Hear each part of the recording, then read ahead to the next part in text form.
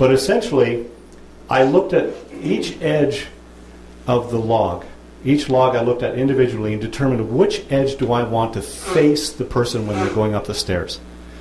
And once I knew what that was the edge I wanted to be visible to the person, then that's the edge that I put a small line across that was as straight as I could get it across the width of the saw. I used the long bar clamps, that lock down. Yeah. So I put a bar clamp on it that you can run a saw against. I should have brought one with me. But so I used a skill saw. I just put a clamp on the top, all the way along the length, and then the skill saw across it, and that gave me my straight edge. So now I have two reference points. I've got a nice square edge, and I've got a flat top. And with that, I can move forward. So there's the end result. There's all the pile. If you look at that bottom log, you can see the table was having challenges. It was starting to break. You build a new one? Maybe. At that log that's down on the bottom, you can see that the angle on the sides, on the ends, is not perfectly square, and nor should it be, because it was just cut, fresh with the chainsaw. So now it's time to square the ends. So I have to make a new jig. Now, in order to do the squaring of the ends, I have to get it up higher now. Oh, Wayne, no looking at safety and everything else. I guarantee you, whenever that table saw was turned on, nobody was in front of it. Okay?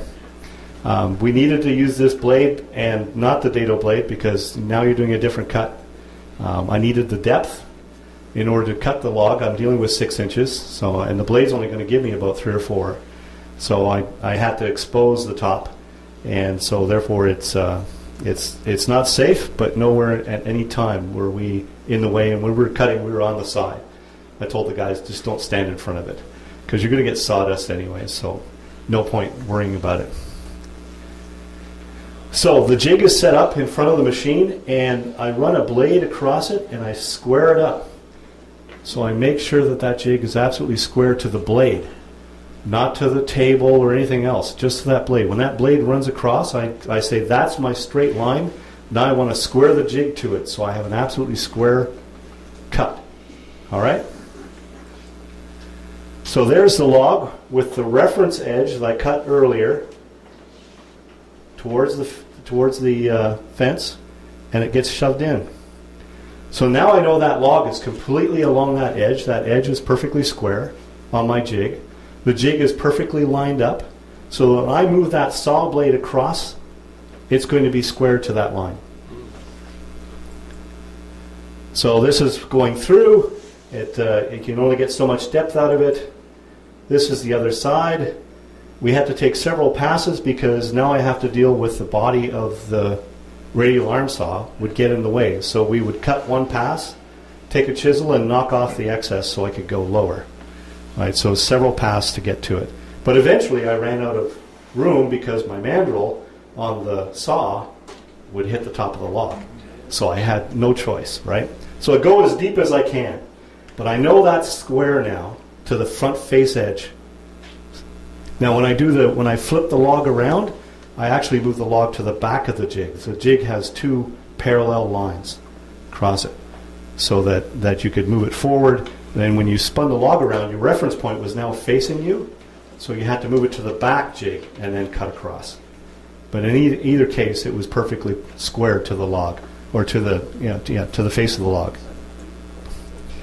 So you mark a line on the top of the log, and use a skill saw to finish off the rest, and you end up with this. Fairly close. Mistake number 2, the screws were too long. Actually, logs were too short. Okay. All right. So you can see the spalting going on inside the log, but you'll also see some holes. Those are the screw holes that I put in so I could hold the template up against when I first flattened that log. So I should have cut the logs about 6 inches longer than 3 feet. But instead I went just a little over 3 feet. Yeah, so there's the penalty I pay. CA glue and sawdust. Yeah, there you go. and a whole ton of tongue oil. Yeah. But Slide down the stairs. the end result is they're all flat. They all have a reference front edge that I know is my good edge, and they all have square ends now to that front edge. Okay? And the table is still having trouble with the logs. They were still fairly heavy. They weren't massive by that time. They lost a lot of moisture. So that's a nice weather. So now comes the fun part. And this is where the radial arm saw was really the tool of choice from the very first. I knew I had to cut grooves in that wood so that it would slide up onto those rails. And the only way you can do big grooves is with a radial arm saw. It's designed for that. It's an ancient machine, and not very many people have them. But when you want to do something like this, it's an absolute godsend. Okay? So another jig is required. Actually, the old jig died, and this one was built out of it and resurrected because I didn't need the jig anymore. I cut 16 logs. I only needed 15. And I didn't have any others anyways. So now the jig is set up to match the angle that I need so that when I turn that log over, the corresponding groove in it will fit with the rail. All right, so it's designed to say hold that log at a specific angle so that when I run my dado blade across it, it's going to plow the proper angle into that wood. So when you flip it over, it will match lockstep with that angle and give me a nice flat level step rather than being a little too low or a little too high canting inwards. So a lot of guessing, a lot of testing to make sure I had it right, because once you start on this, you're committed. Wouldn't it be 40 degrees? It would be 40 degrees, a derivative of 40 degree. Yeah, it's just which way is it 40? Is it 40 this way or is it 40 that way? So you go back and you double check and you triple check to make sure. The cut once, I must have measured that thing a half a dozen times and then took a little test cut to go back and see, right? Because you just have to watch it. So how? There's again, same concept. Reference line. The jig is squared to the saw blade, so I know it's going to go straight. Okay. I said the oops because there you can see more of my holes that are in the way. Now the wood sits down on the jig, and you draw the blade across it. I went 3 inches, 6 inches in, and then a 3-inch dado to match my rails because my rails were 3 inches wide. And then I went over on the other side, and I went 3 inches in, or 6 inches in, and then a 3-inch, and I marked that. And that's what we used to plow it out. So now you just start plowing it out. You have to take it in passes because the dado blade will bog down. It will bite on you if you try to take too much. So there's no point sitting there just trying to ease it in and jerking it and having it jam on you and scare the hell out of you. Just take your time and do it a little bit at a time. So I only took off, that's probably about 1 inch. And that was good enough and comfortable. Even though it's only pine and it's not going to fight you a lot like a hardwood would, it'll bite into a dado blade, especially on that first pass. The second one's easier because now there's a place for wood to go. Then you drop down and take another pass. But some pieces of wood are not like the other piece of wood. They're wider. And so they don't fit perfectly in that jig. Can you back it up a bit? Just one slide.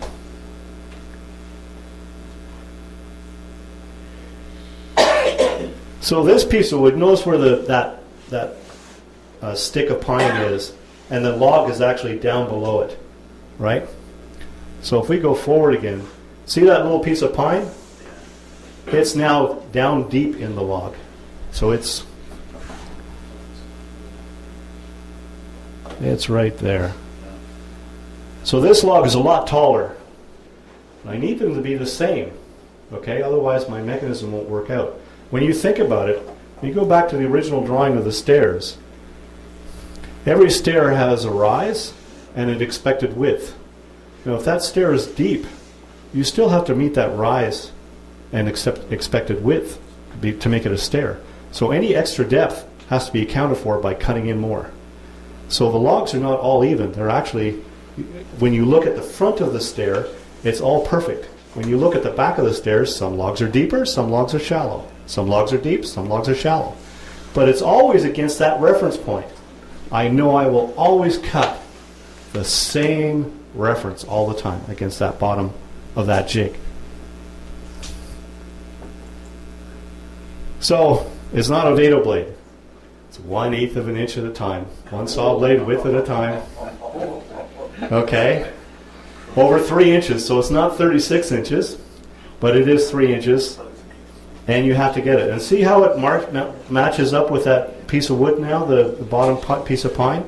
That pine is there for a reason, because that's my length of height I needed to get to for the wood. So that distance between the bottom pine and the top is the length of my step.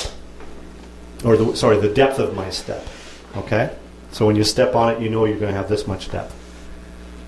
So you do it a little bit at a time. And it takes a little bit of chunk, and you can see that in this case there's more stair going back into the rail than would normally be for that other step. Now it's time to clean up. I got all that crap, pine sap, mold, everything else. Tool of choice, a nice little paint scraper with a nice scraping blade on it. And sharpen it up every once in a while. It worked like magic. And we ripped into those logs with the paint scraper, and it did a wonderful job. It doesn't work on a house when you got to remove paint, but it worked on this. I've never had success with it stripping paint on any other way, but this, it did a marvelous job doing that. So there's the scraper, well used, and there's the end result. You get rid of a lot of the stuff. There's still going to be patina on it because of the molding, but nonetheless it's scraped off of all the debris. Went back and sanded it. I used 2 techniques.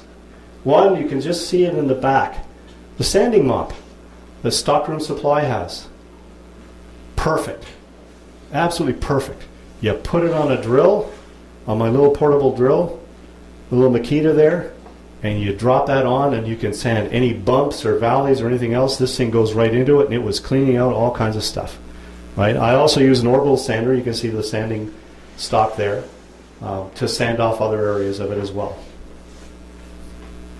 Also use the orbital sander, of course, to sand the top, because now the top still has lots of ribs on it. It's not a perfect planer. You're not going to glue that joint together. It's going to be a little rough, but you sand the top and sand the sides and get rid of